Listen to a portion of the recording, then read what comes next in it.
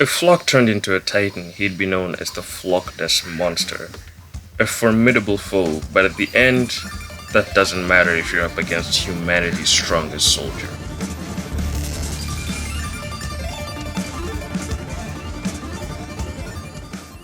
Attack on Titan is my favorite anime of all time.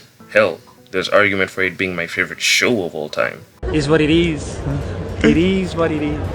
But one thing that I'm surprised is not discussed enough are its OVAs. OVAs stand for Original Video Animation. These are Japanese animated films and special episodes of a series made specifically for release in home video formats without prior showings on television or in theaters.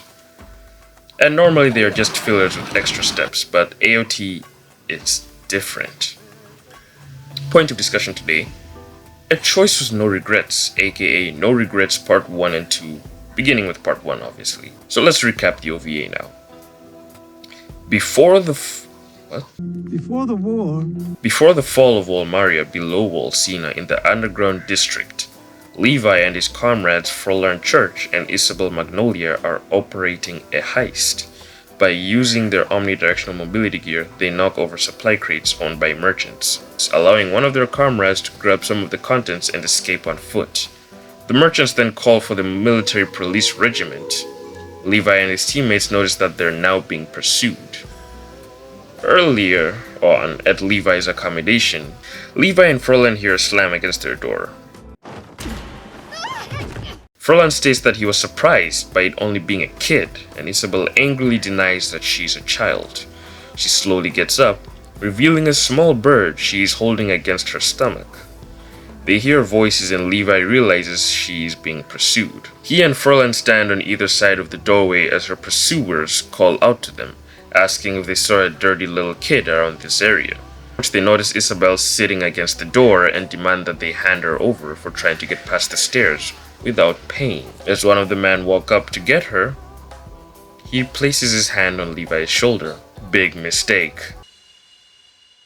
Keep your filthy hands off me. I don't want you smudging my shirt. Isabel wants to become one of them, to fly around like birds, to use their mobility gear. As the three are walking around towards their home, they are stopped by a distinguished old man asking them about a job. They are not interested, but the man says he has already paid in advance and points them to their comrade Young being helped into a carriage. The man says that Young's legs are done for if he does not receive treatment at a surface clinic, and that he needs treatment on the surface. Levi agrees to hear him out, and the trio walks with the man up the stairs to the surface. Another man in a high-class carriage says that they can trust him by the fact that he's taking the risk to meet them in person. He asks if they've received the advance payments, and Levi claims that they have not, so much as their client has taken a hostage. What the fuck what do you mean? How? How have you... Ah, man. You're just ruining it. Look at my lips. This man states that the reward for this success is more substantial, and they will receive the right to live on the surface. As the trio prepares for another heist, Fräulein tells the others that he has received confirmation that Jan is in a first-rate clinic. So, what is this job? Well, during the heist, Levi, Fräulein, and Isabel knock over supply crates with their mobility gear. We are now back to where we were at the beginning of the episode. The three continue to evade them, the military police, and Levi sees that there's a second squad coming up from behind their initial group of pursuers. They are wearing green cloaks and appear to be way more skilled. Levi identifies them as the Scout Regiment. When Levi moves to attack, he is intercepted by my glorious King ErwinSmith. Everyone respect this man. He is in fact my favorite character in the anime. And watching season 3 every time makes me sad because of the way he's taken out. But the two face off and Erwin tells Levi to stop and look around. His comrades have already been caught. They are interrogated a while as how they've learned to use their mobility gear. When Levi refuses to answer if he was trained in the military, Mike grabs Levi's hand and smashes his face into a dirty puddle. This scene is very shocking after you watch the first 2 seasons of the anime. Due to how respected Levi is in the Scout Regiment, Erwin asks again where they learned to use their mobility gear, and Furlan insists that they were self-taught. Erwin does not believe it. They claim that they had to learn in order to rise above the current living conditions, something that Erwin, as a person who lives in the sunlight, would not understand. Erwin vows that their crimes will not be charged if they agree to join the Scout Regiment. Levi then asks what will happen if they refuse. And he just says he will hand them over to the military police, and we know what those guys are capable of.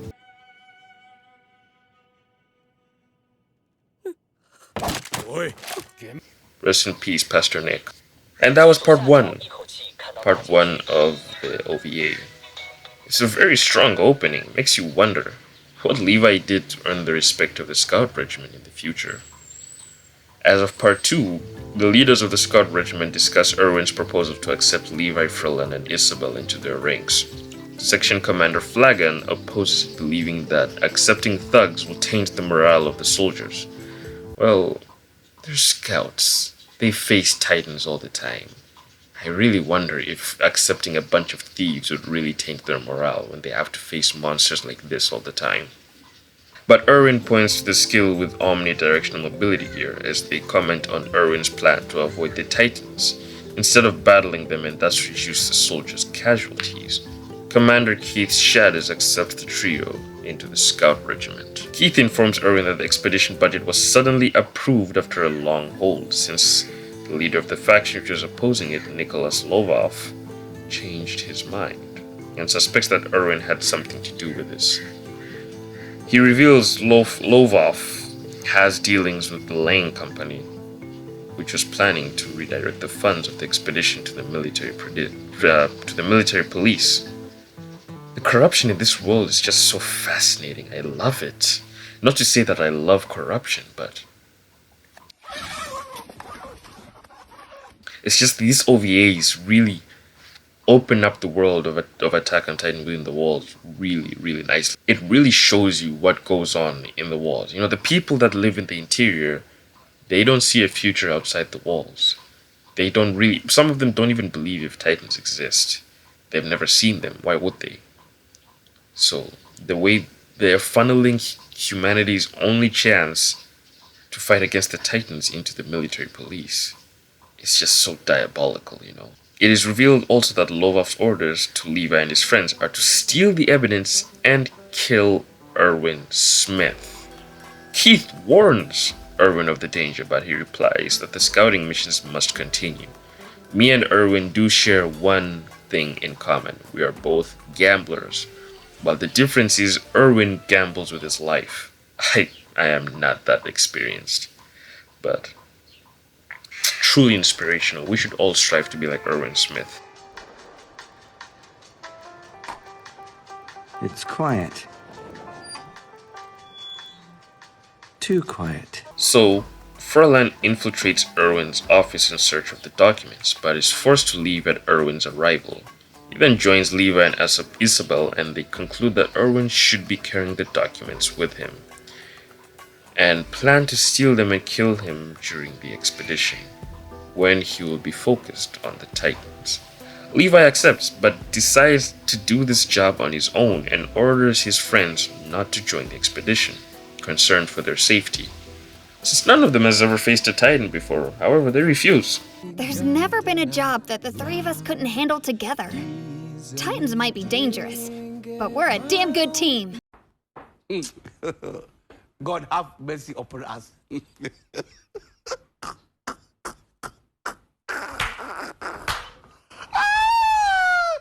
Seems a lot of people in this anime are suicidal maniacs. The 23rd exterior scouting mission begins as they are fascinated by the look of the sky outside the walls. However, moments later, a 15-meter class Titan and a 2 10-meter class appear and chase them. But soon after, the Scout Regiment are caught in a heavy rain which limits their vision, knowing that they are vulnerable to the attacks of the Titans in these conditions. That's my following. Erwin orders them to reduce the speed and seek refuge. Levi decides it is his chance to kill Erwin and steal the documents, and goes alone to avoid suspicion. Isabel and Frolan agree, but Levi does not know that this is the last time he will ever talk to his friends ever again. As Levi rides through the storm, he remembers Erwin's words about making choices and not having doubts. However, he then discovers a large number of soldiers' bodies attacked by an abnormal Titan, which is heading towards his friend's direction. Levi comes back at full speed, but falls from the horse, and finds Isabel's severed head and the Titan biting Frolan's body in half. Despite Levi's strength, he is unable to save those close to him.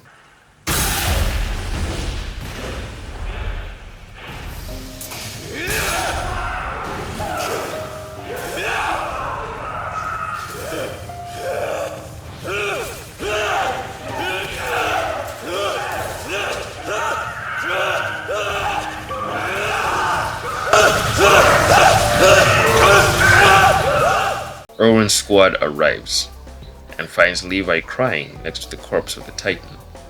Erwin comments how pathetic it is that he's the only survivor, which angers Levi even more. But upon this interaction, Erwin reveals that he knew Levi wanted to kill him. He knew all along, and the documents he was carrying are false, while the real ones were already sent to Premier Dallas Zachary. Levi scolds Erwin for letting them join the scout regiment despite that, but he advises Levi not to regret.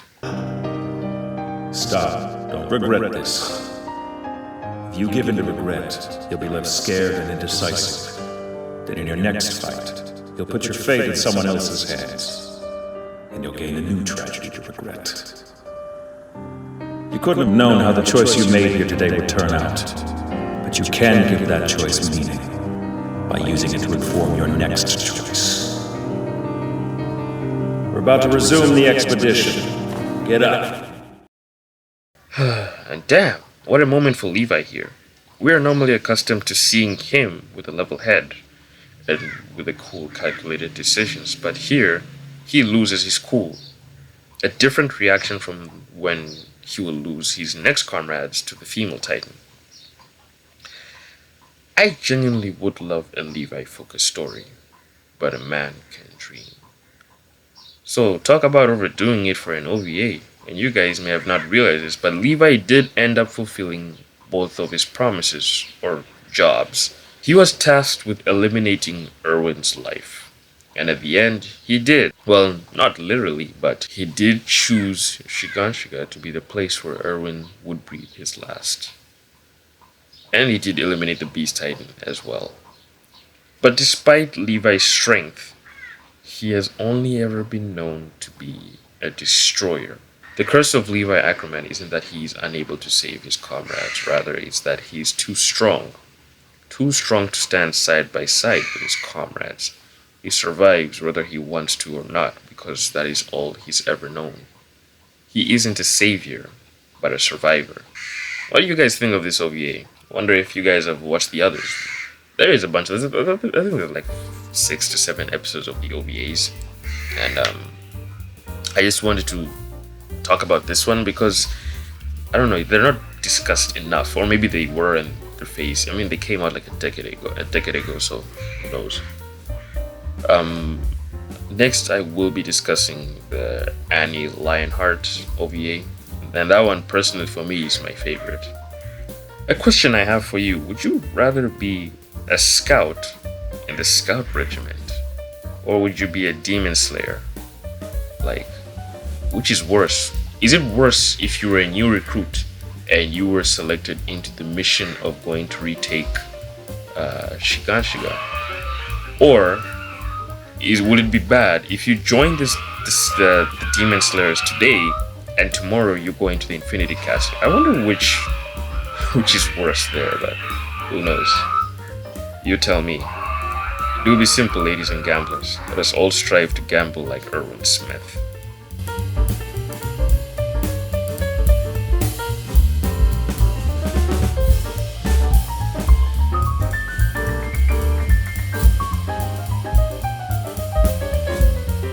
Yeah, I think they like sea salt. They like to see the sea salt. Cecil! I need you, Cecil! Yeah, that's it.